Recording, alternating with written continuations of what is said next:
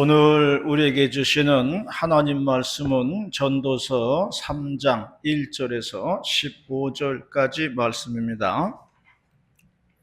구약성경 전도서 3장 1절에서 15절 말씀 한 절씩 교독을 하시겠습니다. 범사에 기한이 있고 천하만사가 다 때가 있나니 때가 있고 죽을 때가 있으며 죽을 때가 있고 죽는 것을 도울 때가 있으며 죽일 때가 있고 치료할 때가 있으며 헐 때가 있고 세울 때가 있으며 울 때가 있고 웃을 때가 있으며 슬퍼할 때가 있고 춤출 때가 있으며 돌을 던져버릴 때가 있고 돌을 거둘 때가 있으며 안을 때가 있고 안는 일을 멀리할 때가 있으며 참을 때가 있고 이를 때가 있으며 지질 때가 있고 어릴 때가 있으며 찢을 때가 있고 꿰맬 때가 있으며 잠잠할 때가 있고 말할 때가 있으며 사랑할 때가 있고 미워할 때가 있으며 전쟁할 때가 있고 평화할 때가 있느니라. 일하는 자가 그의 수고로 말미암아 무슨 이익이 있으랴. 하나님이 인생들에게 도구를 주사 애쓰게 하신 것을 내가 보았노라.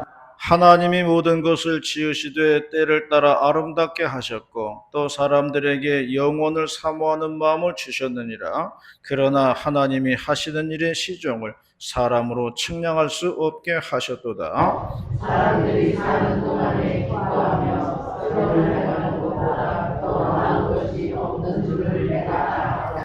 사람마다 먹고 마시는 것과 수고함으로 낙을 누리는 그것이 하나님의 선물인 줄도 또한 알았도다. 하나님께서 행하시는 모든 것은 영원히 있을 것이라. 그 위에 더하시고 없고 그것을 더하셔서 오나니 하나님이 양식하시는 사람들이 그 양으로서 동일하게 하라고 주신 줄을 내가 알았다. 함께 봅니다. 이제 있는 것이 옛적에 있었고 장래에 있을 것도 옛적에 있었나니 하나님은 이미 지난 것을 다시 찾으시느니라. 아멘. 어제는 우리 노회에 속한 그 목사님 아들 결혼이 있어서 결혼식장회를 다녀왔습니다. 아들 결혼 앞두고 고민 많이 하시더라고요. 고민이 뭔가 하면은 손님이 안 올까 봐, 손님이 작을까 봐 고민을 많이 하시더라고요. 그래서 카톡도 보내고 뭐 광고도 하고 뭐 그러셨어요. 은근히 이제 와달라는 그런 압력으로 들리더라고요. 그분도 모임에서 열심히 일하셨어요. 아주 뭐 힘을 다해가지고 섬기는 일을 하신 분이었어요. 그래서 어제 준비를 하고 다녀오게 되었는데요. 역시 결혼식은요 아름다운 겁니다. 웨딩홀이 얼마나 으리으리하던지, 야, 모든 여자들이라면은 저기 한번 서보는 게 꿈이겠다 그런 생각이 들더라고요. 끝나고 이제 오는 길에서 차 안에서 문자를 받았어요. 무슨 문자냐면은 안산 제일교회 고훈 목사님이 돌아가셨다는 문자를 받았어요. 올해 78세라고 그러셔요. 안산에서는 제일 큰 교회입니다. 그분이 생전에 유언을 하기를 나 죽거든 예배 여러 번 드리지 말고 그냥 천국 환송 예배 한 번만 드리라고 그렇게 유언을 하셨다고 그래요. 그리고 조화나 조의금 다 필요 없다고 얘기를 했다고 그럽니다. 역시 어른은 역시 뭐가 달라도 다르구나 하는 생각을 했어요. 차 타고 오면서 그런 생각이 들더라고요. 한쪽에서는 결혼식하고 한쪽에서는 장례식하고, 살아있는 사람들은 중간에서 여기 갔다 저기 갔다 왔다 갔다 하는 게 인생인가 보다 하는 그런 생각이 들었습니다. 오늘 2024년도 마지막 주일입니다. 2024년도 시작한 지도 엊그제 같은데 벌써 마지막 주일이 되었습니다. 오늘 성경 본문을 통해 가지고 2024년도 마지막 주일에 주시는 하나님 말씀을 듣고자 합니다. 첫 번째로 말씀하는 것은 만사에는 다 때가 있다고 말씀을 하셨습니다. 1절 말씀입니다. 1절 말씀 시작. 범죄의 기한이 있고 천하는 사마다 때가 있나니. 누군가가 저 뒤에다가 핫팩을 갖다 놨어요. 제가 한번 써봤는데요. 엄청 뜨거워지더라고요. 그런 게 몇 시간 가는 것 같아요. 그렇게 뜨거웠던 게 시간 지나니까 서서히 식기를 시작하더라고요. 그러더니 다시 원래대로 다시 차가워지고 말았습니다. 세상 만사에는 다 때가 있다고 그랬습니다. 뜨거울 때가 있고 차가워질 때가 있다는 것입니다. 그러므로 세상 모든 것에는 다 그 때가 있다는 것을 알아야 한다는 겁니다. 결혼식 할 때가 있고 장례식 할 때가 있다는 겁니다. 경제 얘기를 좀 해보면요. 우리 경제를 좀 알아야 돼요. 돈이라는 것도요. 때를 잘 아는 사람이 돈을 버는 거예요. 미국이 코로나 때 1,000조 원의 돈을 풀었어요.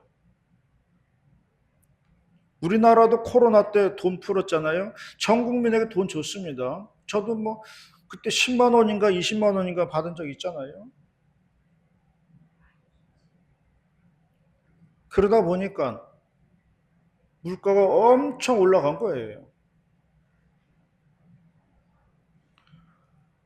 1,000조 원을 풀어가지고 물가가 엄청 올라가니까 미국 정부에서 달러를 회수하기 시작했습니다. 달러를 회수하려면 금리를 올리면 됩니다. 그러면 돈이 은행으로 들어오게 돼 있는 거예요. 그래서 은행 금리가 엄청 올랐습니다. 여기에서부터 문제가 발생하는 거예요. 그전에는 은행 금리가 1%대였습니다. 이걸 가지고 제로 금리라고 이야기해요. 너무 싸다는 거죠. 그래서 사람들이 대출을 받았어요. 너도 나도 대출을 받아가지고 뭐 했냐면은 부동산에 투자를 했어요. 땅을 샀습니다. 그래서 부동산이 엄청 올랐어요. 얼마 전에 아파트 값이 엄청 올랐잖아요. 그래서 오른 거예요. 부동산 과열 현상이 얼마 전에 있었습니다. 그런데 미국에서 달러를 회수하기 시작했어요. 금리가 막 올라가기 시작을 했어요. 미국에서 올리면 우리나라도 올려야 되는 거예요. 왜냐하면 돈이라고 하는 것은 금리가 높은 쪽으로 이동을 하게 되어 있어요. 그래서 당연히 대출 금리가 덩달아 올라오기 시작했습니다. 그전에는 2, 3%의 이자를 내던 사람들이요. 7, 8%의 이자를 내기 시작했어요. 그리고 돈이 부동산에 묶여 있는 거예요. 거기다 투자를 했으니까. 근데 부동산 팔려고 하니까 부동산 시장이 얼어버렸어요. 팔리지가 않는 겁니다. 돈이 묶여 있으니까 쓸 돈이 없습니다. 그러니 내수 시장이 얼어버렸어요. 이것이 지금 한국 경제의 현 추세입니다. 그래서 이러한 때와 흐름을 잘 아는 사람이 돈을 버는 거예요. 이걸 알면 돈을 버는 거예요. 돈은 그냥 내 주머니에 들어오지 않습니다. 때를 잘 파악해야 된다는 그런 이야기를 하고 있는 거예요. 모든 것에는 때가 있다고 했습니다. 그러므로 내 인생도 지금 어느 때인지를 아는 게 중요한 거예요. 내 인생은 지금 어느 때인가? 이사야 55장 6절에서 말씀했습니다. 너희는 여호와를 만날 만한 때에 찾으라. 가까이 계실 때에 그를 부르라 말씀했습니다. 지금 우리는 하나님의 은혜가 필요한 때라는 겁니다. 지금 우리는 하나님의 위로가 필요한 때라는 거예요. 이 성전에 성령의 바람이 불어야 할 때인 줄로 믿으시기를 바랍니다. 신약 성경에 보니까요, 니고데모하고 예수님의 대화가 나와요. 니고데모는 바리새인이고 서기관이었습니다. 와서 물어보는 말이 어떻게 해야 영생을 얻을 수가 있겠습니까? 라고 물어보았어요. 그때 예수님 대답은요, 물과 성령으로 거듭나야 된다 그렇게 얘기했어요. 물과 성령으로 거듭나야 하늘나라 백성이라는 거예요. 그래서 니고데모가 또 물었습니다. 그러면 그게 어떻게 가능합니까?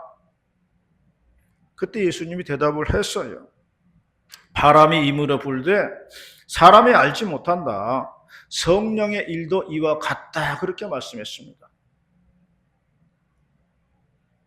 하나님께서 성령으로 임재해 주시면 가능하다는 그런 이야기예요. 성령의 임재가 어떻게 임할지는 알지 못하지만 하나님께서 성령의 바람을 불어 주시면 모든 것은 가능해진다. 그런 얘기를 하고 있는 거예요. 그러므로 성령의 봄바람이 불도록 기도하시기를 바랍니다. 우리가 볼 때에 불가능해 보이는 것들이 성령에 임하면 될 줄로 믿는 겁니다. 하나님은 역사하는 힘이 많다고 말씀을 하셨어요. 예수님의 일행이 예루살렘 근처 베다니에 이르러서 날이 저물었습니다. 그래서 마르다라는 여인이 예수님의 일행을 맞이해서 하룻밤을 묵게 되었습니다. 저녁 준비에 마르다는 분주했는데 그의 여동생 마리아는 저녁 준비는 하지 않고 예수님의 발 앞에 앉아가지고 말씀을 듣고 있었습니다. 마르다가 참다 못해 불평을 이야기합니다. 주님, 제 동생이 저에게만 일을 맡기고 있는데 가만히 있으십니까? 마리아더러 저 좀 도와주라고 말씀해 주세요. 그러자 예수님께서 말씀하셨어요. 마르다야, 너는 많은 일에 마음을 쓰며 걱정을 한다. 그러나 실제로 중요한 것은 한 가지다. 마리아는 그 많은 것 중에 참 좋은 것을 택하였다. 그렇게 말씀을 했어요. 그것을 빼앗아서는 안 된다고 말씀했어요. 오히려 마리아를 칭찬해 준 것을 볼 수가 있습니다. 교회에서 가장 중요한 건 뭡니까? 교회에서 가장 중요한 것은요, 하나님의 은혜를 받는 거예요. 그게 가장 중요한 거예요. 이 자리는 우리가 하나님을 만나는 자리입니다. 너희는 여호와를 만날 만한 때에 찾으라. 가까이 계실 때 그를 부르라고 했어요. 하나님의 은혜를 받는 때가 되시고 은혜를 받는 자리가 되시기를 바라겠습니다. 두 번째로 말씀하는 것은 사람은 미래의 일을 알 수 없다고 말씀했어요. 11절 말씀입니다. 11절 말씀 시작.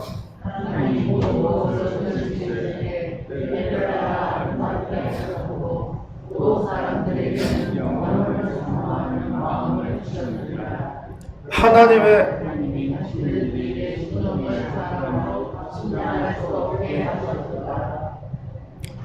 하나님의 위대하심은 과거와 현재와 미래를 아신다는 것입니다. 사람들의 한계는요, 과거와 현재는 아는데 미래를 모른다는 데 있습니다. 그래서 사람들은 미래를 알기 위해서 무당이나 점쟁이를 찾아갑니다.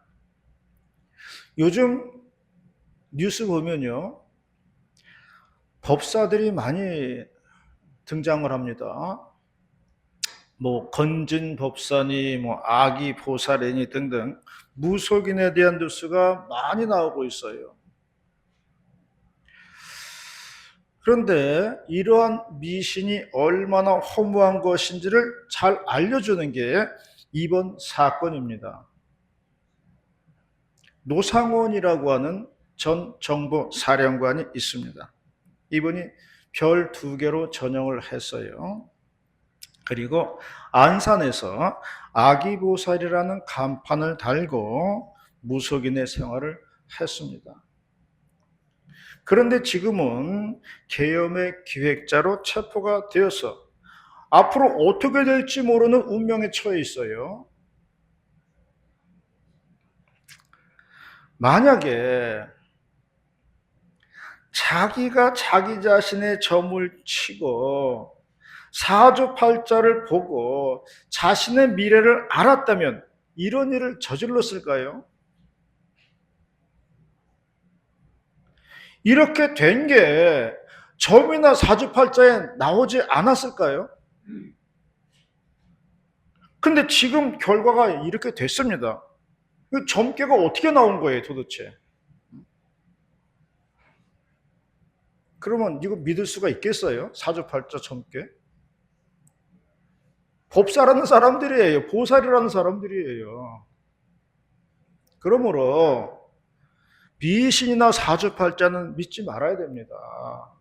인간의 불안 심리에서 나오는 돈벌이에요. 이미 성경은 말씀했습니다. 사람은 미래의 일을 알 수 없다. 그렇게 얘기했어요. 그러면 왜 하나님께서는 사람들에게 미래의 일을 알 수 없게 하셨을까? 답은 13절에 있어요. 사람마다 먹고 마시는 것과 수고함으로 낙을 누리는 것이 하나님의 선물이라는 거예요. 그러므로 우리들의 소소한 일상들이 하나님의 축복이라는 것을 믿으시기를 바랍니다. 우리들이 겪는 작은 일상의 즐거움들, 이것이 하나님의 복이라고 생각을 하시기를 바랍니다. 어릴 적에 읽은 초등학교 교과서에는요, 이런 이야기가 나와요. 강아지 한 마리가 입에 뼈다귀를 물고 이제 다리를 건너가는 겁니다. 강을 건너던 강아지가 문득 강물에 비친 모습을 보니까 아니 강아지 한 마리가 입에 뼈다귀를 물고 서 있는 거예요. 그런데 보니까 자기 것보다 커 보이는 거예요. 그래서 강아지가 다리 위에서 아래를 보고 짖었어요. 멍멍 하는 순간 물고 있던 뼈다귀가 강물에 풍덩 빠졌다는 이야기입니다. 그러면서 선생님이 말씀했어요. 이 내용은 욕심 부리지 말고 살라는 내용이다. 자기 것에 만족하면서 살라는 말씀이다. 그렇게 가르쳐 주었습니다. 그러므로 내 자신이 행복한 사람인 줄로 알아야 됩니다. 내가 복받은 사람이다 라고 생각을 해야 돼요. 나만큼 행복한 사람이 없다. 그렇게 믿으시기를 바랍니다. 그게 맞는 얘기예요. 성경은 말씀했습니다. 미래는 점을 치는 것이 아니라 사모하는 것이라고 했습니다. 그래서 11절에도 나와 있는 것처럼 영원을 사모하는 마음을 주셨다고 했습니다. 최소한 이 자리에 나와 있는 분들은 영원을 사모하는 분들로 믿습니다. 저 천국에 대한 사모함이 있어야 한다는 것입니다. 한 10여 년 전에요. 시차로 해서 중국 청도로 수련회를 간 적이 있었습니다. 같이 따라간 여행사 사장 부인이 있었어요. 그분이 우리를 데리고 이제 인솔을 하는 겁니다. 가이드 하는 거죠.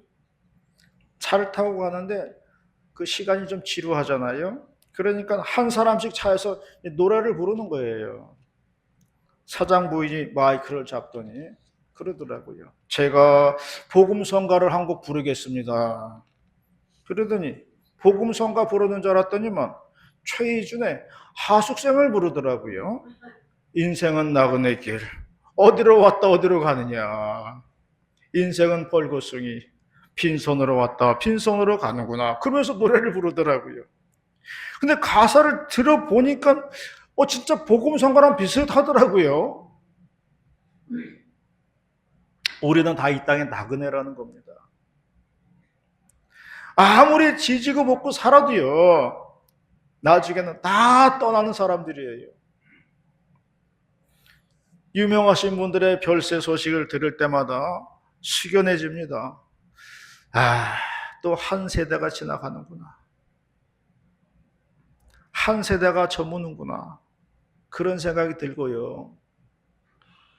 나도 언젠간 가겠구나. 나도 언젠가 가겠지. 그런 생각이 들어요. 그래서 아는 분들의 별세 소식을 들으면 마음이 숙연해지더라고요. 그러므로 우리가 살아야 하는 방법이 성경에 나와 있습니다.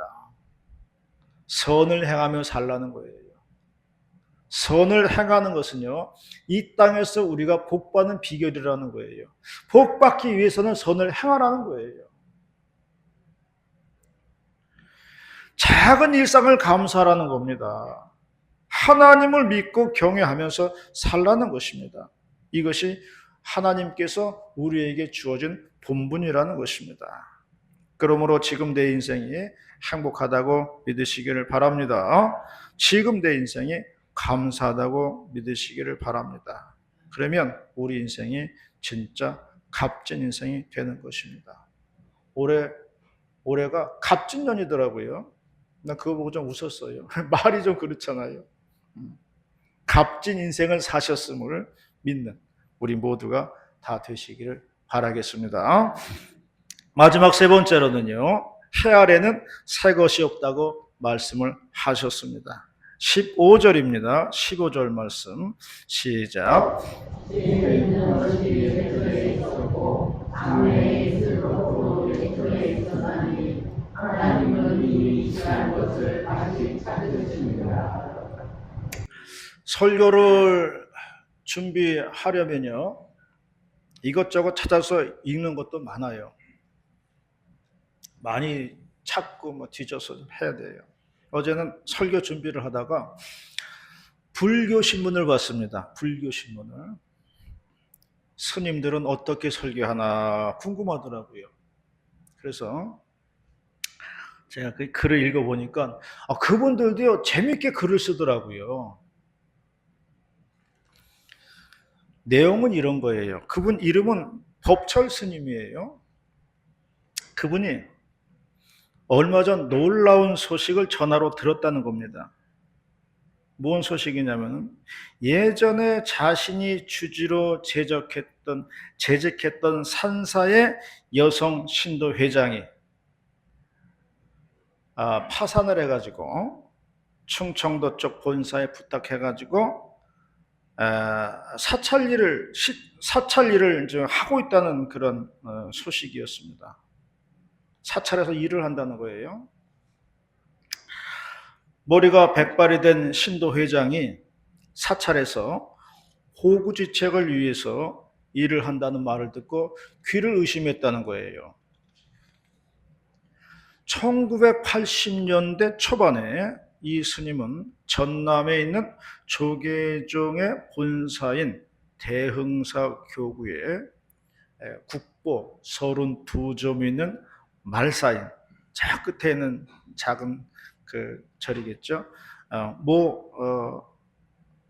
아무개 사의 주지로 8년간 재직을 한 바 있다고 합니다.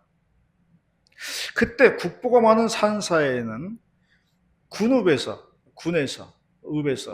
제일 부자라는 칭호를 듣는 부자의 부인이 신도 회장으로 사찰을 돕고 있었다는 거예요. 키는 한 165 정도 되는데 얼굴이 둥글고 언제나 온화한 미소를 띤 복스러운 얼굴이었다 얘기했습니다. 수십만 평의 산과 임야를 가지고 있고요. 광대한 염전을 가지고 있고요. 광대한 전답이 있었고 5개가 넘는 주유소를 가지고 있었고 월세를 받는 건물들이 있었고 신장 개업한 모텔 등을 소유한 부자였다고 합니다. 그런데 그녀에게 마음고생이 있었다는 거예요. 첫째는 남편에 대한 마음고생이 있었다는 거예요. 남편이 물려받은 재산으로 놀고 먹는 건 좋지만 이거 뭐 집 안방까지 다방 아가씨들을 불러들여가지고 놀아대는 등 여성 편력이 심했다는 거예요. 둘째는 3남매를 낳았는데 막내인 여중생 2학년이 학교를 거부하고 가출을 일삼아 고통을 받고 있었다는 겁니다. 신도회장인 박보살이에요. 이런 청을 해왔어요. 스님이 시간을 좀 내주셔가지고요. 여성 편력에 돈을 물쓰듯이 하는 남편과 또 학교를 가려 하지 않는 제 딸을 좀 깨우쳐 주셨으면 합니다. 제 말은 통 듣지를 않아서요. 부탁을 했어요. 스님이 이제 박보살의 체면을 봐서 집을 방문했습니다. 남편 보니까 낮술에 취해가지고 누워있는 거예요. 거기다 대고 아무리 법문을 이야기한들 이거 뭐 듣지를 않겠다는 거예요. 법문이 소용없다는 것을 절감을 했다는 거죠. 다른 장소에서 여중학생을 독대하여서 대화를 했습니다. 그러니까 여중생 학생이 말하기를 우리 집 부자예요. 골치 아프게 왜 학교를 가야 돼요? 자꾸 학교 가라고 그러면 저 죽어버릴 거예요. 그렇게 대답을 했다는 거예요. 이제 스님이 이제 2년이 다 돼가지고 주지직을 내려놓고 전남 지역을 떠나올 때 신도 회장이 박보살에게 작별 인사하면서 이렇게 말했다는 거예요. 박보살의 제사는 이제 박보살님이 정신을 차려야 지킬 수가 있습니다. 그렇게 얘기하고 떠나왔어요. 스님은 산설과 물설은 아는 사람이 전혀 없는 강원도 횡성의 오지에 숨 넘게 바우와 함께 읽을 책을 잔뜩 싸들고 떠나왔다는 겁니다. 스님이 강아지 바우한테 그렇게 말했어요. 나는 이제 마음껏 책을 읽을 거다. 너는 책 읽는 내 옆에 앉아있고. 얘기했는데 걔는 듣는 동 마는 동 하더니만 먼 마을에 암캐를 만나러 떠나버렸다는 배신을 때리고 말았다는 겁니다. 훗날에 이제 재직하던 그 산사의 다른 신도로부터 후일담을 들었는데 신도회장 박보살의 남편은 돈을 물쓰듯이 하다가 졸지에 세연이 다 해가지고 수명이 다 해가지고 수저를 영원히 놓아버렸다는 겁니다. 아버지가 죽자 기회를 보던 사기꾼들이 두 남은 아들에게 접근을 했습니다. 사기꾼들은 재벌되는 법의 강의와 사업 계획서를 들고 나타나서 요정에서 대접을 하면서 설득했고요. 두 아들은 재벌이 되겠다는 원대한 꿈을 가지고 전 재산을 투자해버렸습니다. 결론은 두 아들은 졸지에 알거지가 되는 건 물론 부채를 남기고서 돌연 사라져버렸다는 겁니다. 골치 아픈 여중학생은 놀고 먹는 건달을 만나서 아이를 낳았고 의식주를 해결하기 위해서 남의 집 식당에서 먹고 살기 위해서 일을 한다는 것이었습니다. 벚꽃이 만개하면 박보살이 있는 산사를 찾아갈 것을 작정했다는 거예요. 후배가 있는 주지스님한테 백발의 박보살에게 예로서 배려해 줄 것을 부탁을 드려야겠다, 그런 생각을 했다는 겁니다. 그러면서 우리의 세계인 지구에는 영원한 것이 없다는 것을 깨닫고 살자는 주장이라는 겁니다. 재물은 자신을 소중하게 여기는 사람에게는 머물러 주지만 재물을 가볍게 생각하는 사람에게는 홀연히 사라져 버린다는 그러한 말입니다. 그러므로 사람은 반야라는 말이 지혜라는 뜻이더라고요. 사람은 반야를 깨닫고 지혜를 깨닫고 나보다 스승인 지혜인에게 지혜를 구하는 인생을 살아야 현명한 것이다. 그렇게 글을 맺었습니다. 성경에는요, 해 아래는 새 것이 없다고 그랬습니다. 지구가 돌잖아요. 지구가 도는 것처럼 세상 일은요, 돌고 도는 거예요. 돌고 돌게 되어 있는 거예요. 그러므로 하나님께서 주시는 지혜의 말씀을 귀담아 들으면서 오늘을 살아야 하는 것입니다. 온고지신이라는 한자가 있습니다. 온고지신 뜻은 옛것을 되살려 오늘날에 맞게 새롭게 한다는 겁니다. 온고지신의 믿음, 이것이 지혜인 줄로 믿으시기를 바랍니다. 이러한 저와 여러분이 다 되시기를 주의 이름으로 축원합니다. 기도하시겠습니다. 은혜롭고 자비로우신 하나님 아버지 감사드립니다. 2024년도 마지막 주일에 내려주시는 귀한 말씀 잊지 말게 하여 주시옵소서.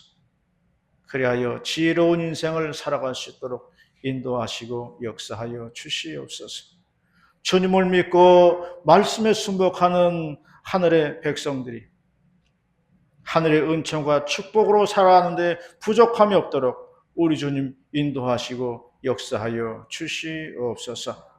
올해도 마치게 해주심을 감사드립니다. 살게 해주심을 감사합니다. 2025년도 더욱더 희망찬 새해가 밝아지도록 주여 인도해 주시옵소서. 주님께 의탁하오며 우리 구주 예수님의 이름으로 기도 올리옵나이다. 아멘.